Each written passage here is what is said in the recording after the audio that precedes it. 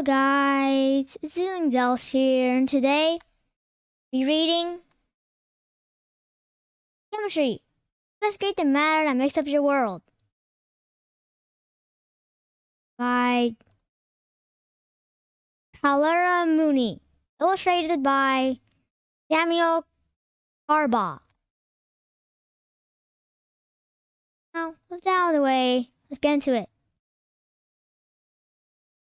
Chemistry. Investigate the matter that makes up your world. Introduction. Chemistry matters. What is chemistry, and what does it have to do with the world around you?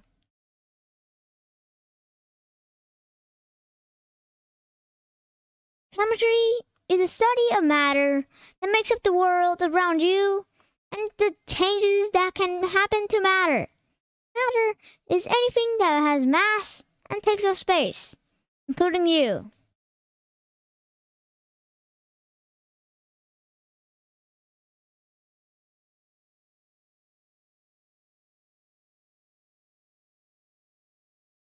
Have you ever wondered what the world is made of? What's the difference between a gas and a liquid? Why is ice melt into water? What happens when sun burns? What happens when you mix two substances together? The answers to those questions can all be found in chemistry. Many people think of chemistry as scientists in white coats mixing strange liquids in a laboratory. They imagine chemists working with molecules, test tubes, and the periodic table. In reality, chemistry is not stuck in a science lab. Chemistry is everywhere. Everything you see, hear, taste, smell, and touch involves chemistry. Chemistry is part of everything you do, from growing and cooking food, to cleaning a house, to launching a rocket. Learning chemistry can help us understand the world around us. Throughout history, humans have enlisted chemistry to make the things we want and need. What is chemistry? Chemistry is the study of matter and the changes it undergoes. Matter is anything that has mass and takes up space. Everything on Earth, in the solar system, and in the galaxy is made of matter. Is all of this stuff around you? It is all of this stuff around you, including your own body. This book is made of matter. Your desk is made of matter. Air you breathe and the water you drink and the food you eat are made of matter. Matter can exist in different states: solid, liquid, and gas. And can change back and forth between these states. That's why water can freeze into solid ice, melt into liquid water, evaporate into water vapor, which is a gas. Chemists study the properties in the physical and chemical changes of matter. They also study atoms and molecules, their interactions between them. Atoms and molecules are the basic building blocks of matter. Chemistry is a physical science. It's also known as a central science because it affects all other sciences. All other natural sciences, including physics, biology, geology, and everything in the universe is made of matter. Which is why chemistry interacts with other sciences so often. Scientists working in other fields often study chemistry to better understand their own areas. Even before it was defined as a science. Chemistry was used by people for thousands of years. People have been fermenting food and extracting metal from ores. both of which use chemistry, making glass and soap, using plants to make medicines, and creating pottery also use chemistry. Vocab Lab. A lot of new vocabulary in this book. Turn to a glossary in the back. When you come to a word you don't understand, practice your new vocabulary, the Vocab Lab.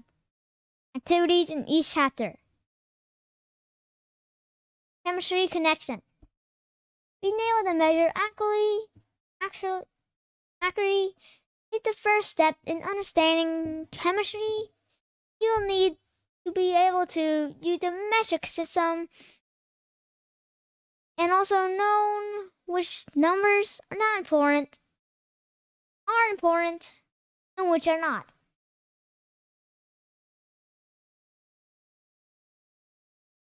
The metric system.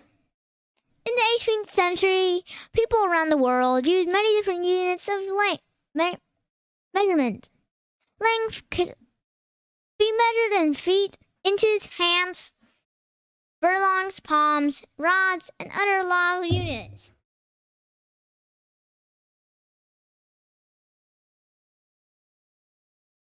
Caused a lot of arguments between countries and trade partners. To solve this, the French government devised a system of measurement called an International System of Units, or the SI system. Today, the SI system is known as the metric system. It is used as the official measurement system by almost every country in the world except the United States and a few other countries. Scientists worldwide use the metric system, even those in the United States.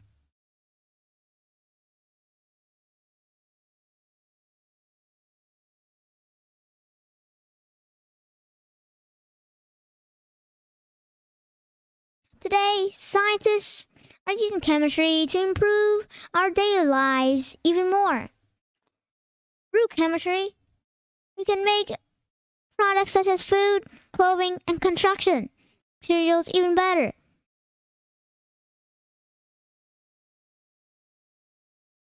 Chemists are also working to protect the environment.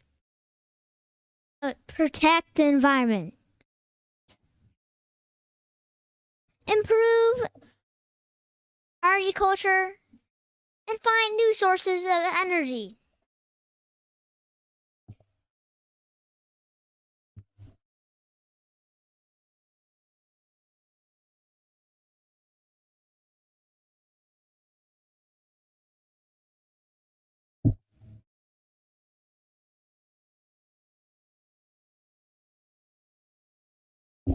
Measurements in chemistry.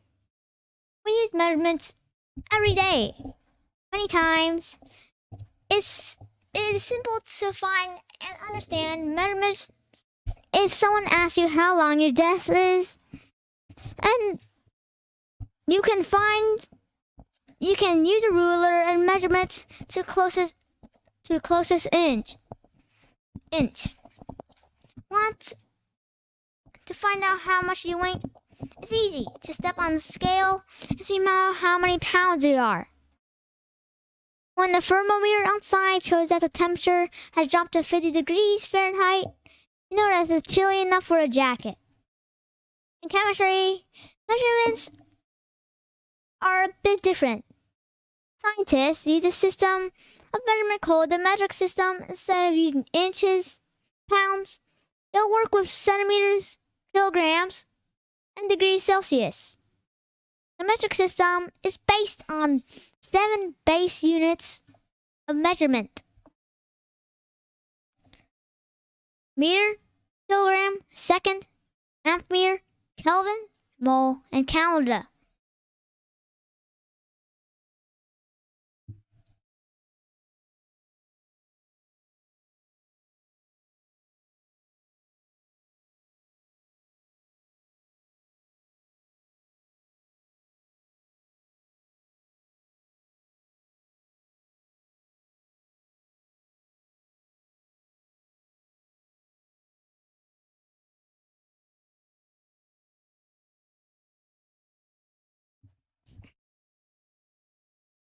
The metric system add prefixes to these base units that can be used to measure something very small or very large.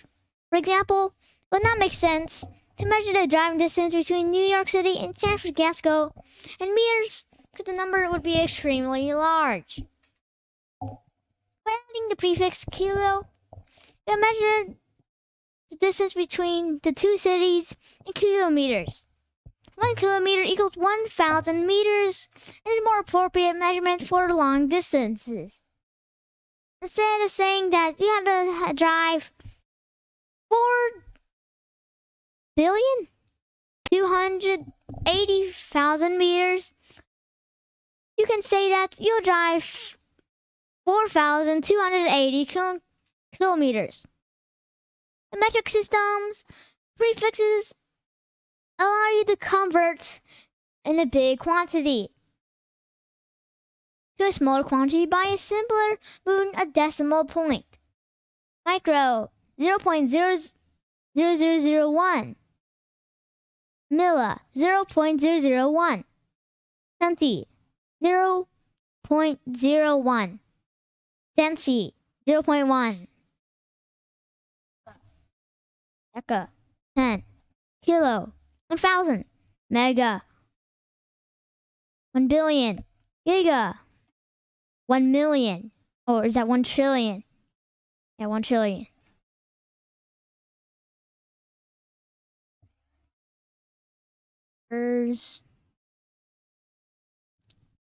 Chemistry collection. Wait, did I miss one? Oh, primary resources. Primary resources come from people who are eyewitnesses to events. They might write about the event, take pictures, post short messages to social media or blogs, or record the event for radio or video. Why are primary sources important? Do you learn differently from primary sources than from secondary sources, which come from people who did not directly experience the event? Chemistry connection.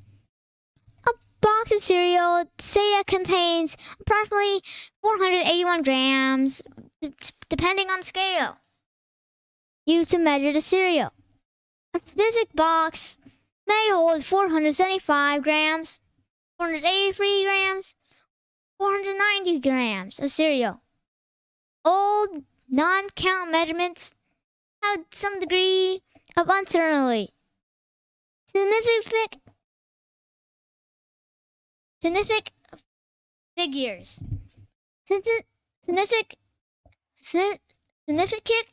figures are the number of digits in a measurement. The measured, calculated number that gives meaningful information about what is being measured or calculated.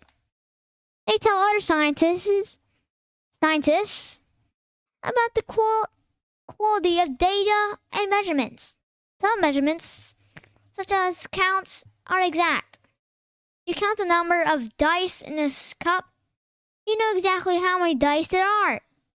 Other measurements are not too easy to determine how many significant figures are in the measurement. Scientists follow these general rules. A non-zero digits are insignificant. The mass of a pencil is recorded at 5.23 grams. All 3 digits are significant. Zeros between non-zero digits are significant. If the mass of the pencil is 5.04 grams, all 3 digits are significant.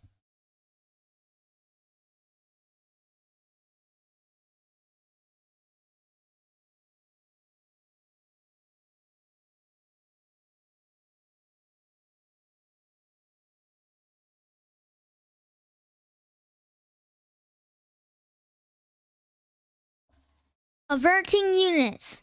Chemistry uses many types of measurements. Some Of the most common include distance, mass, time, temperature, volume, density, pressure, amount, concentration, energy, velocity, molarity, viscosity, and electric charge.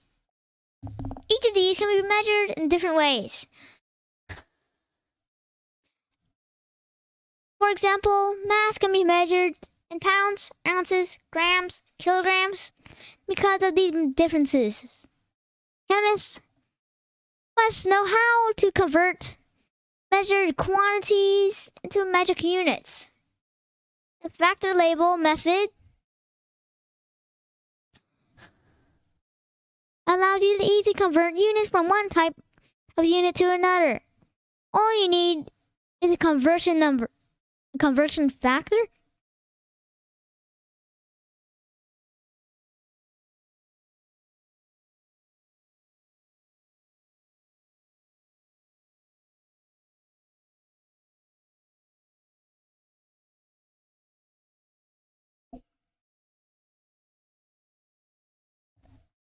And that's for today, guys. Hope you guys enjoyed.